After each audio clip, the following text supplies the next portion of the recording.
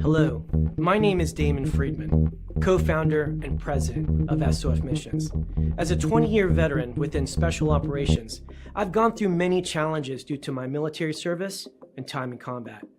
We felt called to start SOF Missions to serve our fellow brothers and sisters in arms, focusing on suicide prevention and resiliency. Our mission at SOF Missions is to empower warriors to find purpose and be resilient. Since 2011, when we started the organization, almost 3 million men and women have deployed to Iraq and Afghanistan. Unfortunately, the scars of war take a toll on their psychological, physical, social, and spiritual health. Many veterans feel a sense of hopelessness and a loss of purpose when they return to civilian life. They feel isolated and alone, unable to reconnect. And in the greatest of tragedies, over 20 veterans lose all hope and take their own lives. Our goal at SOF Missions is to provide veterans the tools and resources so that they don't become a statistic. We offer a unique approach to combating veteran suicide through a whole health, intradisciplinary model. The Be Resilient program is a 4-pillar methodology that addresses the areas of psychological, physical, social, and spiritual wellness. We provide care through 3 delivery methods: medical clinics, retreats, and educational training. Since we started back in 2011, we have been able to reach veterans in all 50 states and have served over 3,000 veterans through the Be Resilient program.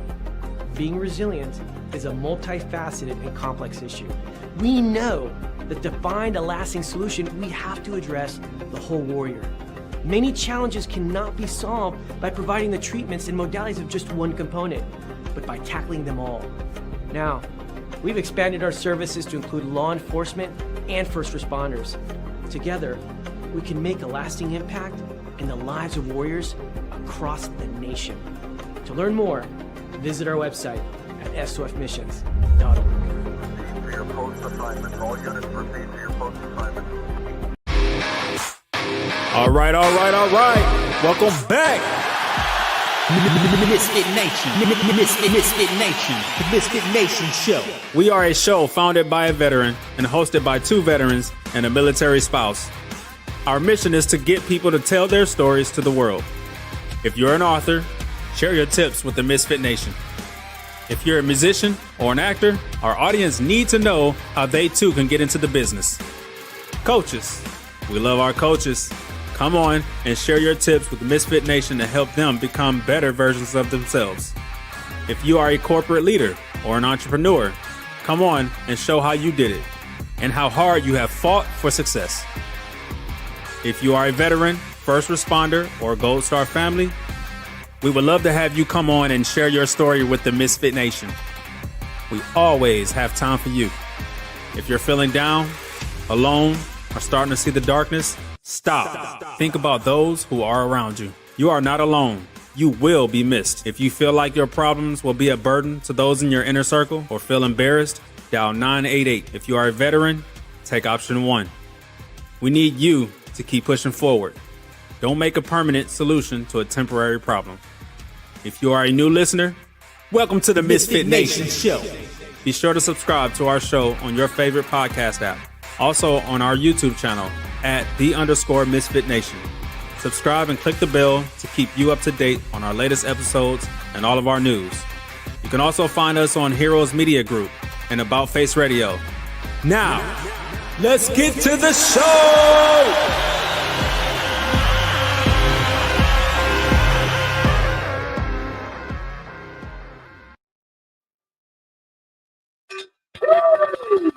All right. Welcome back to the Misfit Nation show and your Wednesday after dinner edition. This is our fourth show of our Veterans Week specials. Tonight's a real good one. It brings us back to 2003, 2004, 2005 of our lives, and a great leader we had the honor of serving with. Tonight we have no bad news, which is also a good thing. We also have an extra guest in the studio who you met in May. Bernie Sumlin will be on with us too tonight. But before we get going, let's read a little bit about our guest.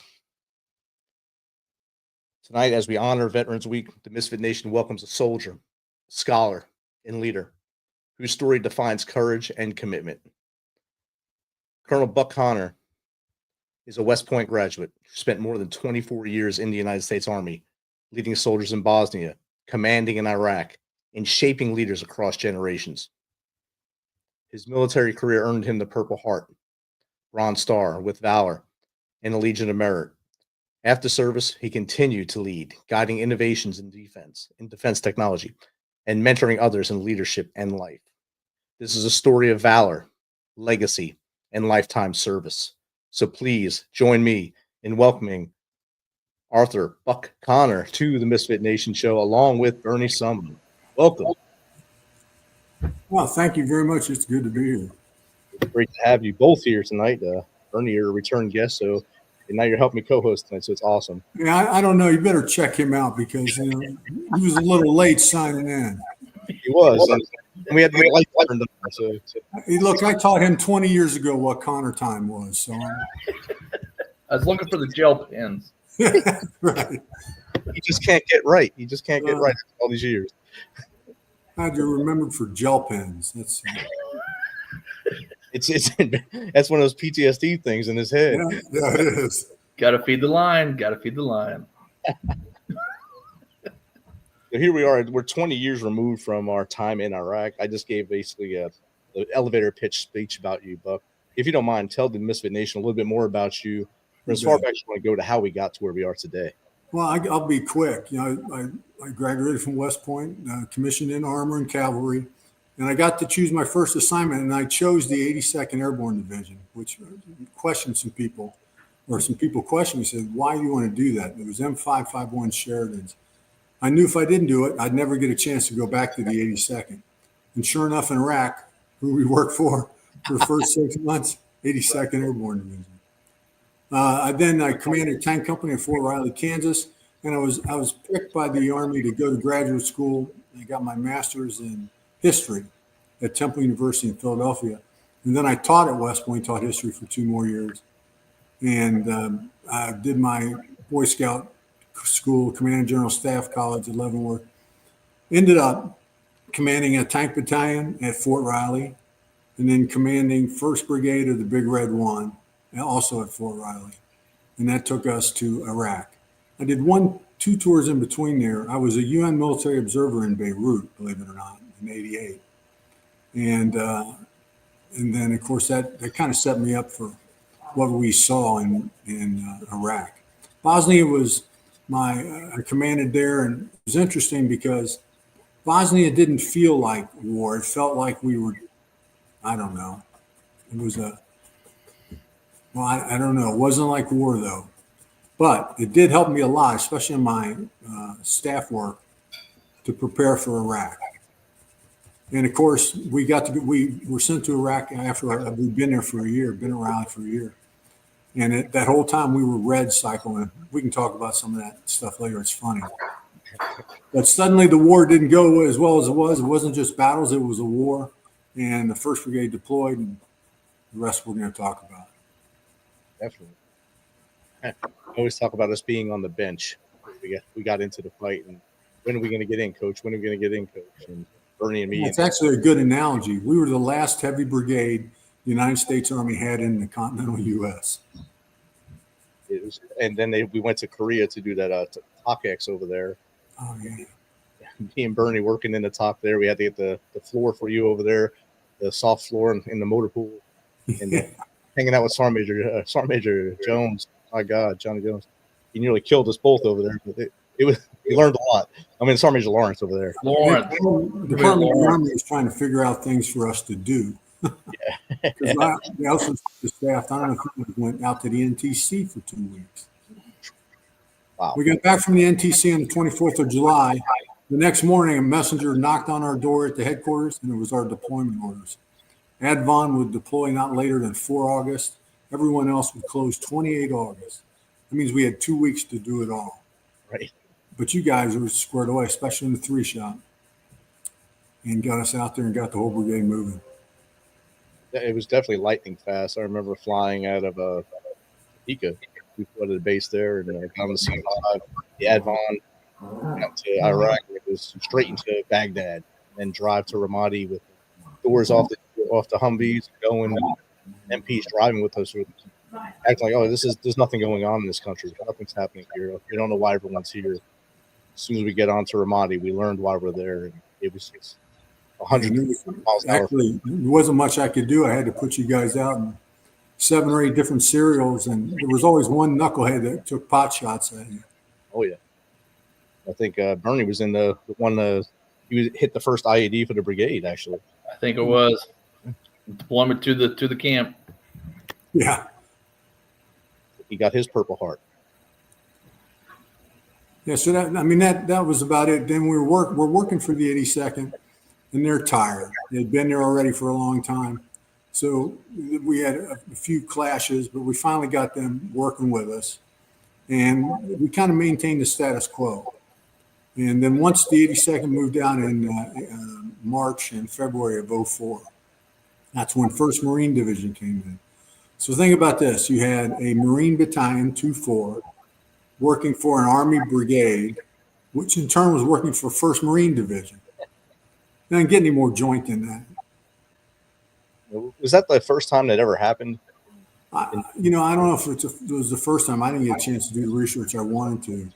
But I think in Vietnam there were several times when they were cross-attached. But I just thought it was pretty interesting how that worked. And we ended up with 2 battalions, 311, which was an artillery battalion that was dismounted. We used them like military police on the routes. And we had, of course, 2-4 Marines. Yep. All told, the brigade had about 6,150 soldiers, 9 battalions. Across a pretty hostile area while we were there. It grew more hostile as we were there. And then, of course, years to come, that region was hell on wheels after we were. We had good leadership. I mean, we were fortunate. Jim Mattis, you couldn't argue with Mad Dog Mattis. He was good. He was good. He was a good man. And Tom Metz, who was the division commander at Riley, but he was over there as the 3 Corps commander. Tom Metz was a straight-up guy. And so they would always let me know what was going on because I had worked for him before. And that helped because we got a few warning orders.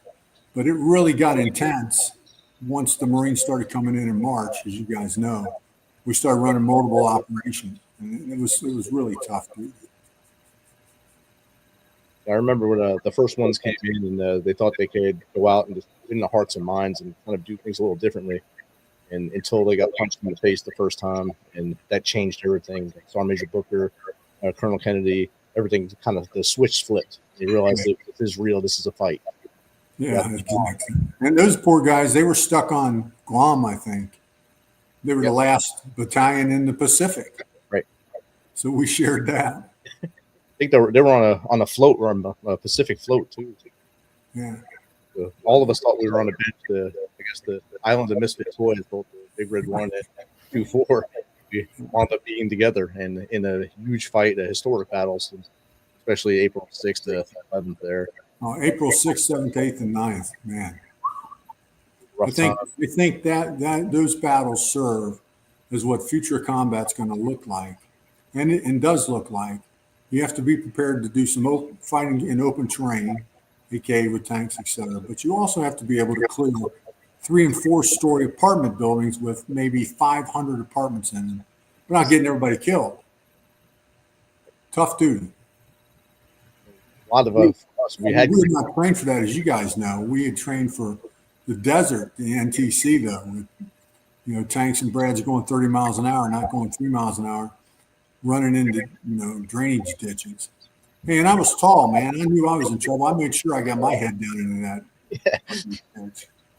I tell people, I said, I had the tallest guy in the battlefield was in front of me, so I knew we were getting led by the tallest people. Sergeant Major Rowling wasn't short either. He was tall. Ron Ryan, good man. Both of you were tall, and your yellow gloves out there. Yeah. Marines loved that. That's how they said that. That's how they tracked me.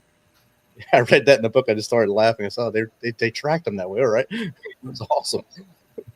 And that, like we talked about in the green room about the Lance Corporals and the young PFCs, looking up, seeing a full-bird colonel out in front of them leading the battle or being at every battle site, that boosted their morale.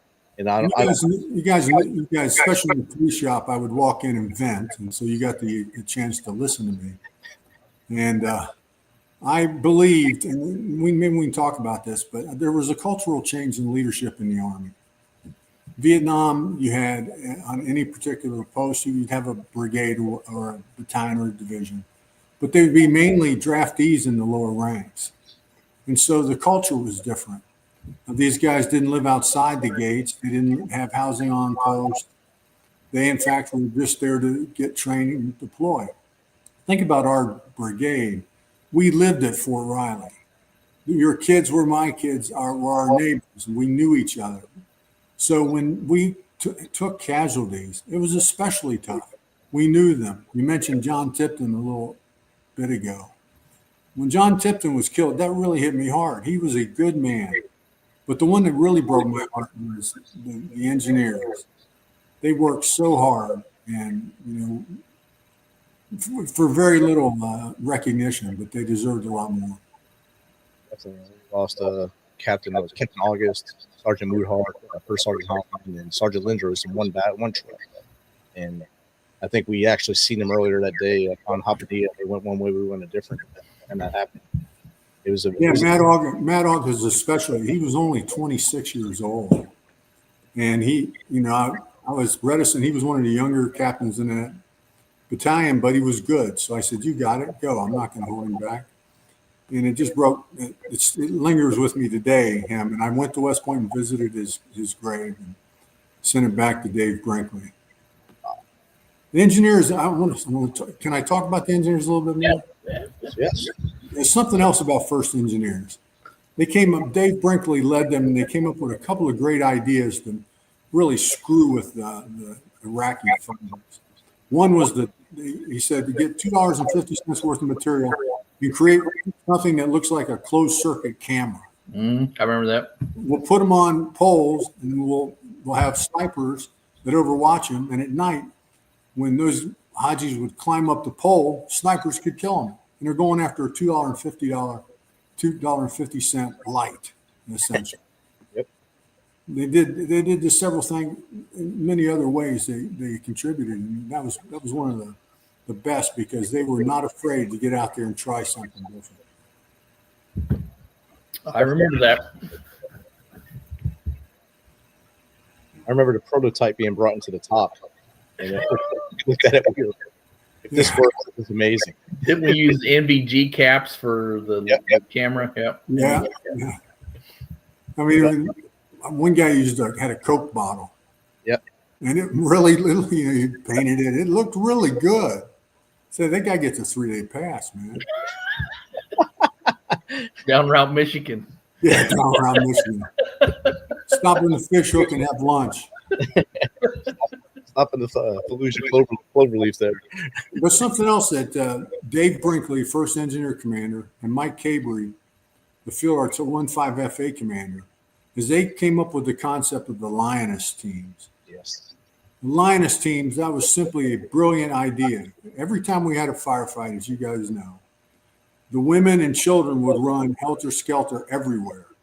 And a lot of times the men would do that because it would confuse us. And no American's going to shoot some 5-year-old little girl running around. So they would often exploit that. Well, that really kind of pissed me off. So we had to look for a way that we were going to be able to control the women without getting the women, and it sounds bad, control them, but we had to. They'd run across the fire and get hit. So they came up with the Lioness Team concept, those two guys did. And they turned it over to Kate Pendry, who was the HHC commander. She was tougher than nails. Yes. I mean, she was like an all-American soccer player at West Point. I would not have messed with her. They turned it over to her, and then on October 11th, the first Lioness Team went out. Sure enough, shots ring out on Route Michigan. There's an IED, and kids are running everywhere. But with the Lioness Teams, they're able to get the kids into one of the ditches. The moms followed. Everybody put their heads down. No one got killed. We got everybody put back. And then they got to talk to these wives. And, oh, yeah, my husband hides his guns underneath the mat out front. They go out at midnight, and you're thinking, holy smokes, this has got to be misinformation. Nope. They didn't like their husbands. And we got lots of good info. Yep. That was brilliant. It was used by a lot of guys after brigades after us. The concept kind of evolved into the civil support teams later on in Afghanistan when they actually embedded the special operations teams. They just made a movie, a documentary about it called Guerrera. I had a couple of them on the show, and I said, "You guys never look back to Team Lioness in 2003, 2004." Oh, this is more with the special ops. Like they're the same exact concept that you had big weapons. That's it. Yeah, and no, we had the idea first, so It's a great tool, great asset for all of our guys on the ground. well, it is because you get a lot of latent intel that you wouldn't get normally, but also it keeps those women and children off the battlefield. It just breaks your heart, when one of them gets killed. And I was telling Kelly this a couple of nights ago. A couple times I let them medevac little girls off the battlefield, and because they would have died otherwise. And Randy Radmer, Doc Radmer I'd look at him and he'd say, "Well, yeah, sir, she's not going to make it unless medevac her." Fine, I'll take the hit. Let's go, get them out of here. They did great work. They really did. It was surreal. Wasn't it surreal in a certain sense when you saw daily activities that looked normal? Oh, yeah. And yet at any given moment, you would have 3 or 4 battalions suddenly in a fight. Yep. Trying to control the chaos from one location like we were. It was fun. It was fun chaos, I guess, because we got so used to it. We were able to be the circuit master, circus master, the puppet master at that point, to know exactly what you wanted, your vision, and keep the 3 happy as well at the same time, and try to make all the pieces on the chessboard at the same time. What about the XO? How'd Elmer do? He was always good when I woke him up in the middle of the night, tell him stuff before I got you. He was awesome. He was awesome. Look, Elmer Spates, man, he was a good man, commander of the battalion after us, but I think he ran the staff pretty well because he was kind of the hidden hand. You didn't really see him push too hard, but he got it done when he had to get it done. And I really appreciated that. He was a very calm, confident leader, I think. He never really raised his voice, but you knew if you let him down in any way, shape, or form. But he was just a really confident leader. Yeah, I made up for his lack of vociferous.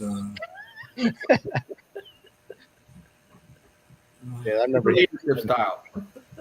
I was an S3 at the battalion and the brigade, so before becoming a brigade commander, so I had been chewed out before many different times in all kinds of areas, so I was ready to go. And that's what we needed. I mean, it was a wonderful melting pot of people in that staff command section. It really was. I got to tell you, I love Ron Reiling. Ron Reiling got the Silver Star. He saved my life. I would have been dead, flat dead on the 6th of April. We were in that firefight on Route 10, and I was taking a couple of shots. He was too far away, and I knew it, but I wanted to shoot the shotgun anyway, and I did that. And son of a gun, door opens about 20 meters from us. Guy's got an AK. I'm wide open. Reiling puts his rifle up on my shoulder. Bang, bang, 2 rounds. Guy's dead. Nice. Great move by him. Of course, I couldn't hear for 2 days, but that's better than being dead for 2 days. True. Shot right here on me that day, and I didn't hear the rest of that day. I was just yelling I couldn't hear the radio at all. What they say? What they say? My poor driver, man, oh man. I tell my wife I miss my 8 and miss my driver and miss the S3. They don't need to be here in my house, so give me a cup of coffee, give me the newspaper, the routine. Provide some entertainment. Yeah. Brief you on the day's activities, give you the battle update brief every day. Oh yeah. Well, you guys got pretty funny towards the end. Oh my, the things you don't know. Well, this is a good form for it there. Night shift was interesting. I wasn't on night shift, but I heard all the stories. They had boxing I matches. haven't heard all the stories. Tell me some of these night shift stories. Did you know they had boxing matches in the talk? No. Oh, yeah. You wasn't invited. Get out. It was Oh, you usually guys, someone versus send me an sergeant. email. Send me an email with what they did. That's hilarious. I love Rich, it. he'll love that. Yes. There's our nothing like a PFC good old file. ice cream eating contest in the middle of the desert. That's a good one. Ice cream eating. Yeah. Milk chugging contest. Sergeant Martin won that one, but I heard about that actually. Didn't he puke afterwards? Oh, it was a puke. It was the other side came out. He was sitting on a I bucket. think this is all in the middle of combat. Yes, while we're still controlling the battle space at the time. Sergeant Martin's eyes are probably fixed, dilated as he's taking a crap all over himself. Oh yeah, He won. he won. He wasn't going to lose. He said. Oh, you guys are killing me. That's fun. See, I didn't know that. Oh, there was all kinds of little shenanigans in the talk. They always handled their business though. Yeah. PFC Clouds in the chat. He said Corporal Lawson was your driver. And, Bobby Lawson, good man. He said he'd love to tell you firsthand some of the things from night shift, from Cloud's point of view. Sure. Hey, Rich, one thing you got to tell him about in that email you sent him about the hot sauce. Oh yes, And that lieutenant, Captain. What was that? Yeah, my brother had sent this hot sauce. I think it was like one of those kick-ass hot sauce things. Oh. I forget the captain's name. You know his name, right, Bernie? Oh, I can't think of it.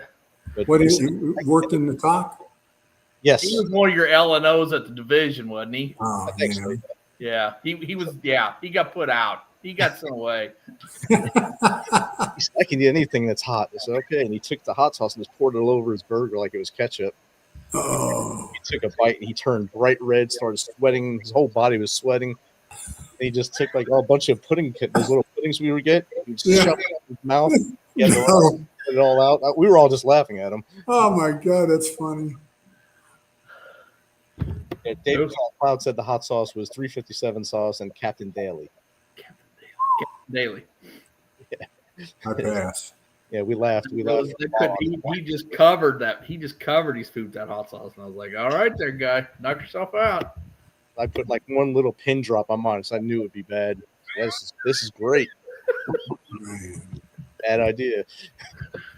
And of course, we had I chicken. pass. We had Steve the chicken that would work the Blue Forest tractor for us until you told us to get rid of the chicken.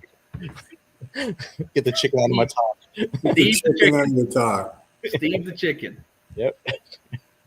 Eat the chicken. Steve. That was his name. Steve. Steve? Yeah. Where'd you guys get him? I think he just wound up on the. He showed up. Yeah, he just showed on Bob Ramadi there, and then he became our buddy. Michael's brought him into the talk. What happened to him? Caught on fire. He died. He became dinner. He was in the dump when they was burning it, and he didn't get out fast enough. Yeah. Oh, man. And we had the pool in the building behind the talk that someone sent to us. We had some downtime too. It wasn't always crazy, but it was enough to. We were on all the time though. Rich. I want to cover one topic if I could, please. If it's all right. It's PTSD. Yes. I don't know about you guys. Do you guys have bouts of PTSD? I do. I'm not afraid to admit it. Oh, My definitely. wife will tell you I wake up trying to, fight somebody about every other night.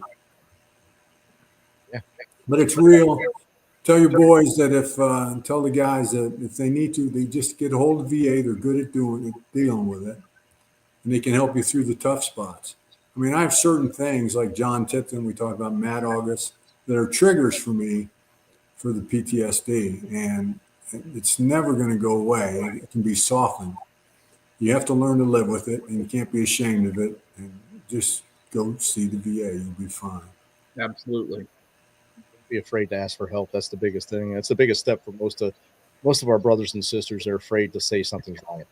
Yeah, and we had about 3,600 of us that came from Fort Riley, and then another 400 from other. We had over 6,000 soldiers in the brigade at the end. So anyway, And just knowing the things that even if you didn't leave the wire, you had stuff come on base, or you've seen what happened to others off base. well, you guys knew about that because I did a few rampages in the talk when we took mortar rounds. Oh yes. I Consider was that just going to hit personal on that. What? I was just going to hit on it. Go ahead. I didn't know what a counterfire was. But you kicked us all out, and the officers got trained up on counterfire pretty quick that one day.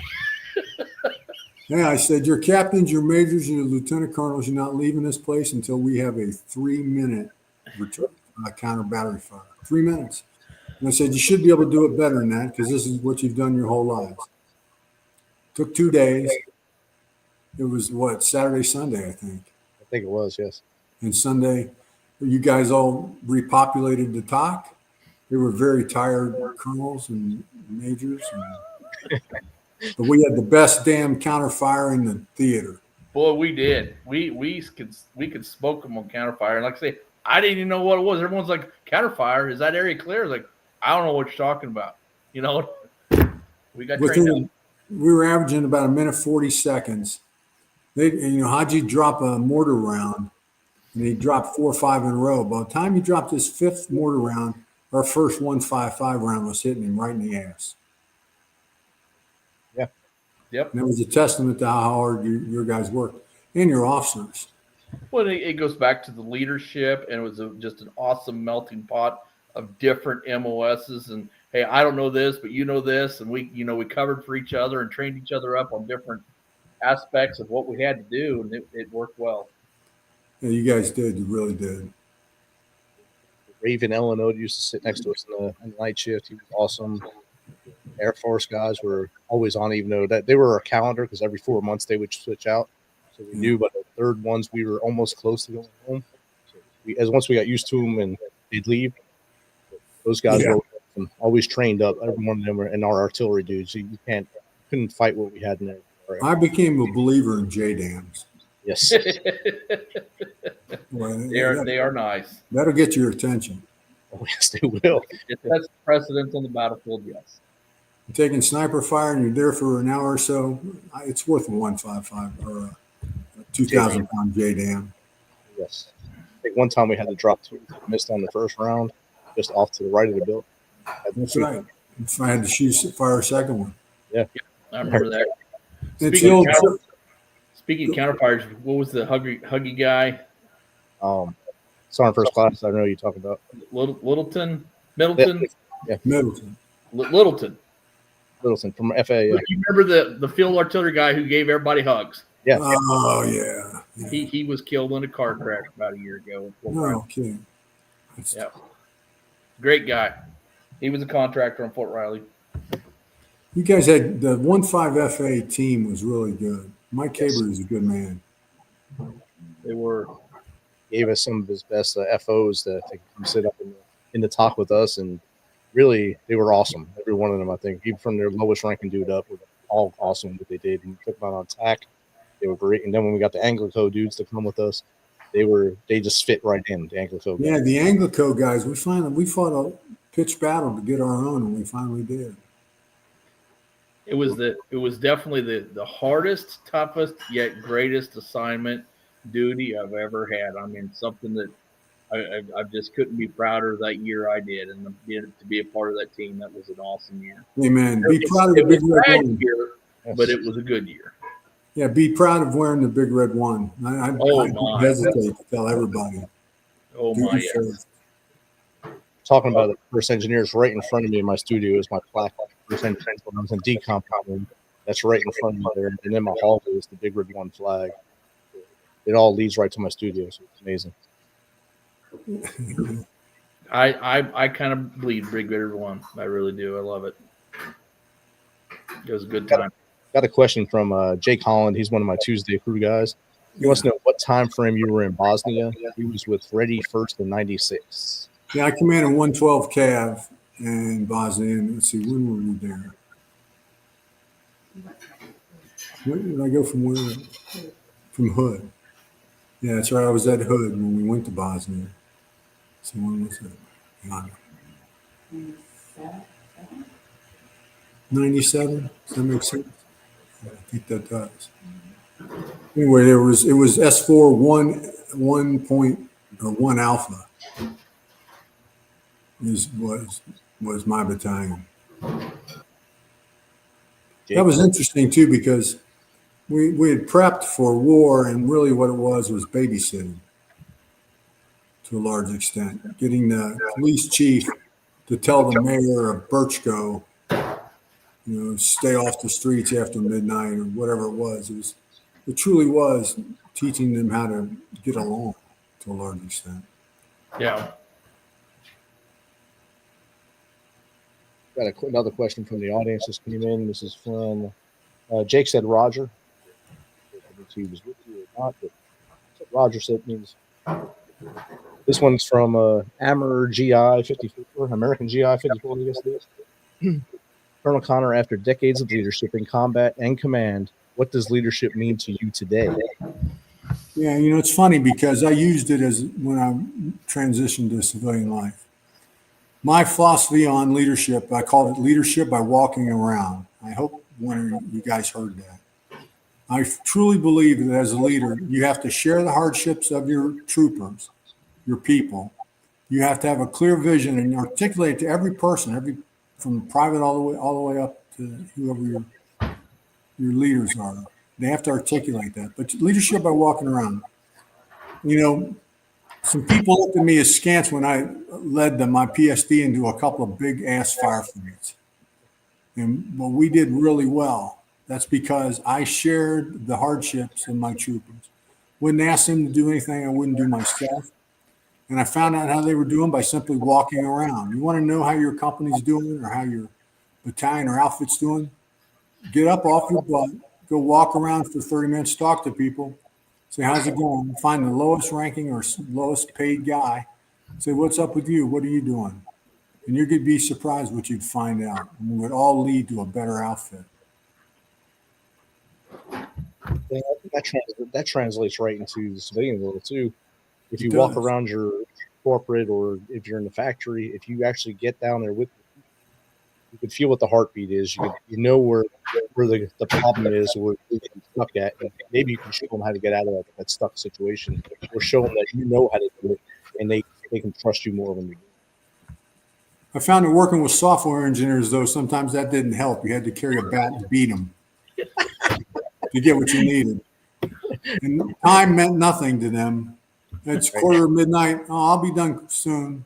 Soon could be years. So I had to start be a little more hands-on. Did you rip his door off too? No, yeah, I should have. No, it's funny because what motivates, especially Gen X, is very different than what motivated me. I wanted to make sure I did a good job. And they wanted to do great jobs also, but they also want to know why they're doing it, how it's going to affect the things around them, and what the time frame is. Frankly, I was just happy to be accepted into West Point, and I had a job when I graduated for $800 a month. I make more money mowing my front lawn now than that. Rich and I have talked frequently about how when we joined the military, the only thing we wanted was a job. A job. We wanted a job and a career. That's all we wanted. And we were willing to do anything, work-wise, anything. We just wanted that job. Yeah, and of course, the Army our son now is 40. He's going to be 42, sweetheart. Is that right? 43. He's a sergeant first class. 11 Bravo, did very well and has done well. And they've been in Germany for 4 years, and they're coming home. And he's right at the 20-year mark, and so he's got to make a choice. If he wants to be a first sergeant, he's going to stay on, and you guys know how that works. Oh, yeah. But I left it up to him, told him, he's got to trust his heart and figure out what's right and go do it. I'm already proud of him. He's been in Afghanistan twice. I never did go to Afghanistan. Any of you guys did? I went twice. I got wounded on my second tour. Yeah, Rich, I think I knew that.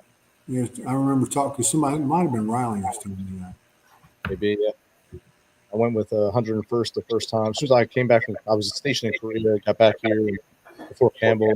60 days later, I was on the ground with a new platoon, people I'd never seen before in Afghanistan. Oh, yeah. You're supposed to get 6 months, and now you get 6 hours. Yes.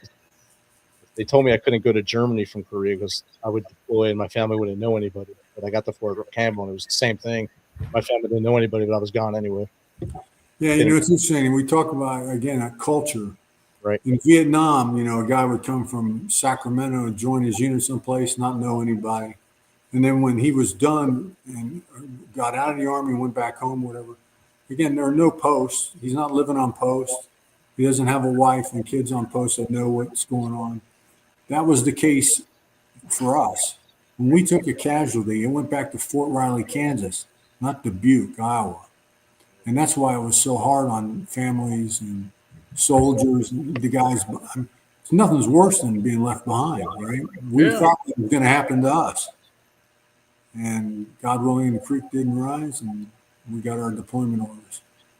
Did very well. Got that Valorous unit citation is a big deal that the 1st Brigade got. Oldest brigade in the U.S. Army, I knew it. I was reminded every time by one of the CGs of the Big Red Woman they came to see us. And you guys didn't let us down, and it was a very proud moment for all of us when we redeployed. Yes. Cloud just said the Army saved his life. If he had to go to war again, he'd want to do it with 1st Brigade, 1st ID. Amen. There you go, Cloud. Duty first. And Cloud, I say that too. It's funny. I said that when we were in church on Sunday. It was Wear Your Medals Day, is what I called it. As we were celebrating Veterans Day. And I'd shake the hands of these guys and say, duty first. And every now and then you get somebody who goes, yep, we recognize that. Yep. It's going to be interesting to see what the Army looks like here over the next 10 years. A lot of changes. It is. I get to see it daily at my job, and watching 101st go to the mobile combat teams. It's a big transformation. Seeing all the technology that's involved now compared to what we had. What about the helicopters? Are they going to keep the choppers or what? They're cutting down a bunch of them, but they're still going to use them. They're shrinking the numbers, I believe. Hey, fellas, I got to tell you something about my wife that's special to me that occurred after we returned from the war. We'd been married about 5 years, and I said, I can't have a wife that's a leg. I got to have an airborne qualified wife. I mean, I had 50 jumps. I told her all these stories. I don't think she believed a word I said. I frankly wouldn't have believed it myself. We went out to Vegas, and we were having a good time, and I got us tickets. We put on parachutes and jumped at 12,500 feet. She was perfect, like no hesitation out the door. We landed and said that was enough. I never want to jump again.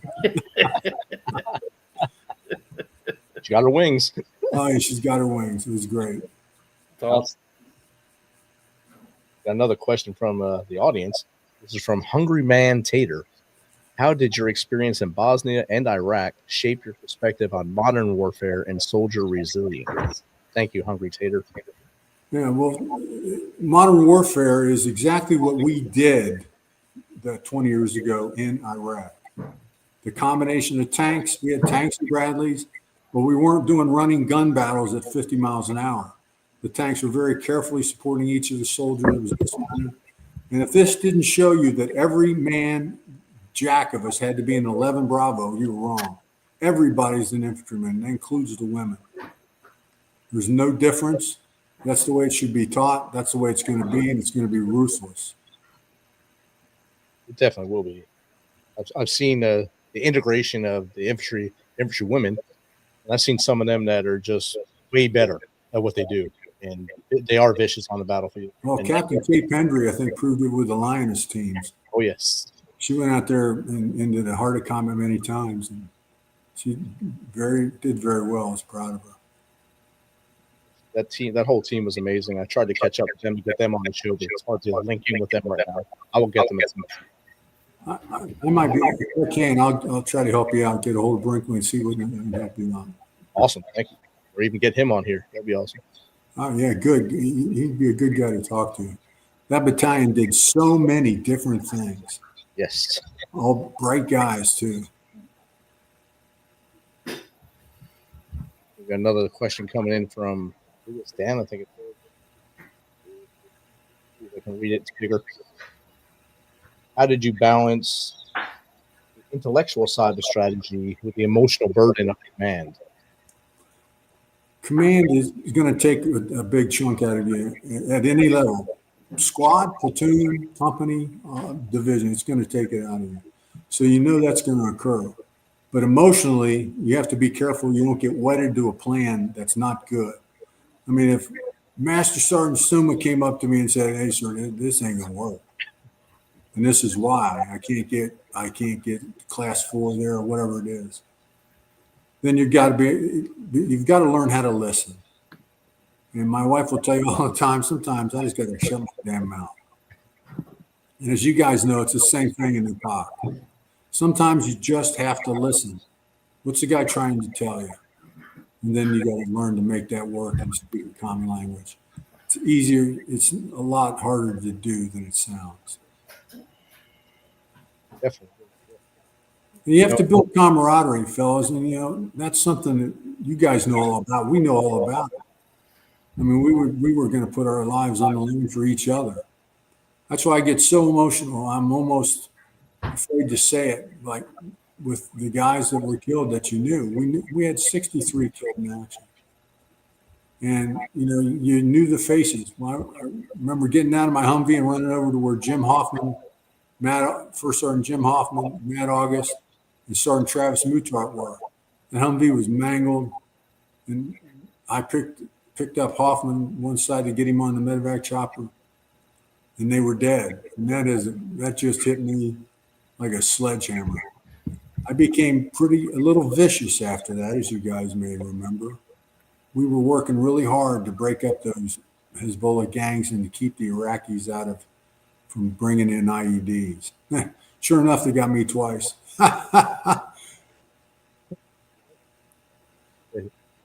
That work made them come after you. They knew you were doing the work and putting the First Brigade out there to stop them. They had to stop. They thought if they stopped you, probably that strategy was to cut the head off the snake.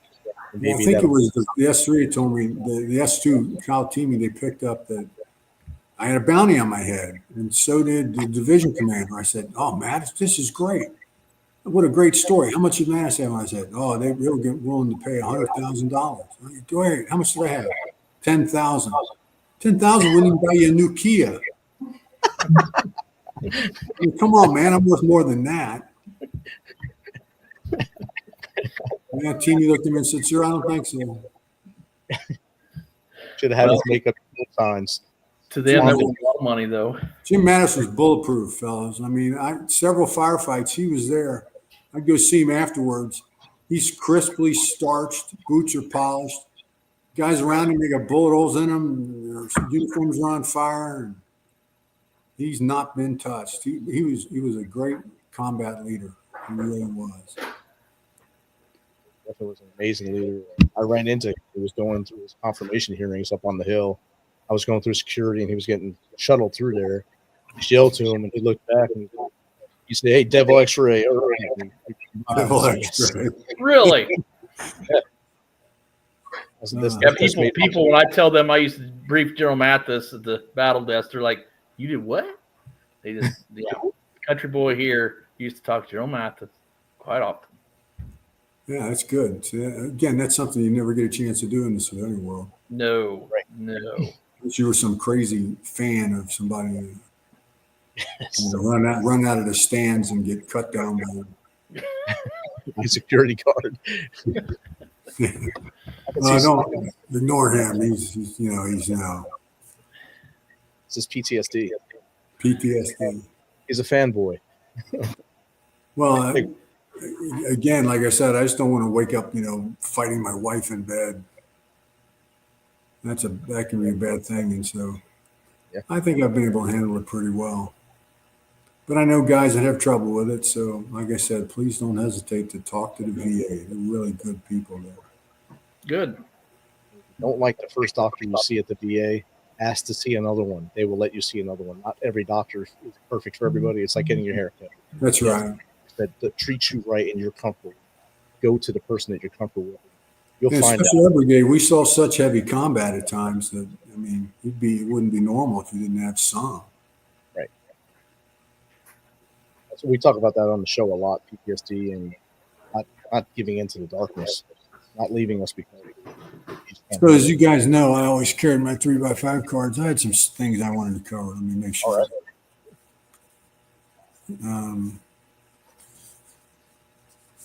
Yeah, our task organization. When we got all those Marines in March of 04, how'd you guys handle that in the talk? And what challenges did you guys see? And I'll try to tell you what I thought I saw. You guys kept a lot from me. Look, I owe you a great deal for that. You guys did a lot of the hard work at midnight to 6. I think I think we had Captain Ayers on with us at night, Charles Ayers, guns, and we would just basically rehearse the names of each of the units because we got so used to 82nd units and to the Hurricanes from Miami, 124, I believe they were. I'm going to go back to them also, and we'll talk about them. And we got used to all their call signs, and now the Marines came in. We had Joker, Porcupine, I forget the other two, and then Bastard, of course, and then 311. You know, the Marines, they didn't have fixed call signs like we had. No, they made them up as they went, I believe. Yeah, I know. That's like Porcupine. It's like, what, you've been reading the first grade reader or something? And he actually talks about it in Unremitting, how he named their Colonel Kennedy, how he came up with the names. I was like, oh, interesting. I thought that was interesting. I think our rehearsal of their names, and that showed them that we respected them just by knowing their names, knowing each call sign. It gave us more clout in Devil X-Ray because we aired. And then I told Elmer Spates, I said, the talk is always the place everybody wants to go. And the guys have got to know everyone that walks in. They got to know from the lowest private all the way up through the commanding general. If they were a Marine coming into that talk to get briefed or see somebody, they had to be outstanding. And you guys really did a good. I was very proud of you. I had no problems just bringing you guys out for any of the briefs. As you know, that means I made you do them. But we're always ready. I think when they first got there was a little difficulty in the Marine Army relationship, but I definitely know after they did some battles together, and the Marines would do those satellite patrols, and they were just getting knocked. And we committed the QRF, and we loaded the QRF up with bottles of water. The Marines were dropping out of dehydration. They took a lot of bullets, but didn't take no water. And when we committed those tanks to their satellite patrols, I think we won the day with them. That really set the tone. You're right. That was again the difference between how the Army and the Marine Corps thought when it came to patrolling. I said platoons.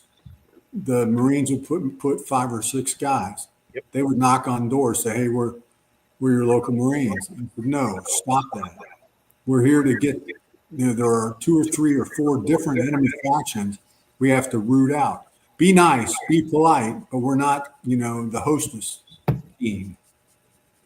And but by putting more guys in there, also, I think you made the platoons less vulnerable. 4 to 6 man patrol, very vulnerable. If you have 1 or 2 men hit, you take the other 4 guys just to get them out, and then you are committing the QRF, and that is a dangerous exercise. So, yeah, General Madison and I had a few talks, and I'm sorry. He called me over to his place to talk, and we talked about this. He was decent enough to say, "You're right. That's how you guys are trained. That's okay." And what we did definitely worked. Like the story I told you, that was just a Lance Corporal I talked to in the mall, and he thought the world of Devil X-Ray. Yeah, it's good. You guys were good guidance for them. So it worked for them too. Yeah, Lance Corporal, that's a PFC in the Army, isn't it? Yep. Yes. They are leading patrols. Yeah, we're leading a team out there where our PFCs can barely tie their shoes. All right. Well, it sounds like you reprobates are doing fine. Yeah, good. Prison terms have all been commuted. Yes. Yeah, we're doing good. I worked at a prison. Mine too. I worked at a prison when I got out. They let me out every day. Now, see, I believe that. I can see you walking around with a little billy club just smacking it in your hand, just like in the top. I was a counselor. Oh my God! Oh my God! Yes, that's what I said when he told me too. It's a counseling. That poor guy couldn't drink either. And I used to sit there at my desk and think, man, anybody saw me doing this, they would make so much fun of me. You ain't kidding, brother. That would be ripe for a new joke every single day. I walked in off the street, and they offered, in 2 years, they offered me to be the director, so I did well. Wow. Yeah, and that guy had a PhD when he left. Wow. I was good because I did what you said. You go around, you talk to people, you get out there, you meet people, and I did that leadership thing, and they saw that, and they wanted me to be the director. Well, I appreciate the time, guys. It's really been good talking to you. Great catching up and sharing stories. And don't be a stranger. You got my email. Give me a shout. Let me know what's going on. I live in the North Georgia woods, literally. We live on top of a mountain. We got a big house, so plenty of veterans come on by. All right. Golf too. Say hi to Doc Radmer for us. Hell yeah. I will. He's a good man. Yes. He's from my area. He's from the St. Joe area, so tell him I said hi. We will. I'll be flying just over your mountain on Friday, going to see Georgia play Texas in Athens. Ooh, yeah, wow. Got young Manning trying to prove himself with Texas. Yes. Arch. That's why I picked that game this year, just to see him play before he goes pro. I don't know about Georgia. We'll see if they play well. If they don't, they always start slow. So we'll see what happens. Yeah. Cloud just said to remind you, you owe us a beer. Yeah, that's true. Don't forget Army Navy in December. That's right. Yes. Uniforms got released today. It's pretty nice. Yeah, and so send me an email, send up a flare, do something. Let me know how you guys are doing, okay? Sure. We'll do that. It's good to see you. Great to see It's you. good to see you guys too. It's good conversation. Guys, if there's anything I can do for you, don't hesitate to ask. Definitely. I definitely will. I got you now. All right. Duty first. Duty first. Misfit Nation, thanks for hanging out tonight. This is a great episode. Great catching up. It's almost like a reunion. It's the kind of things we like to do on the Misfit Nation. Keep it real. Keep it family-like. Like Colonel Connor said, if you're feeling down, if you have the PTSD in your head, a day tomorrow is better with you than it is without you. Reach out for help. Dial 988. Take option 1. Let them help you. Don't think you know all the answers. Don't think you have to go alone. If you don't want to talk to them, phone someone in your inner circle. They'll get you help. If not them, contact me. info@themisfitnation.com, Steven@themisfitnation.com, or Jake@themisfitnation.com. Get the help you need so you're here tomorrow. Until next time, be humble, stay hungry. See you, Rich. Have a good night.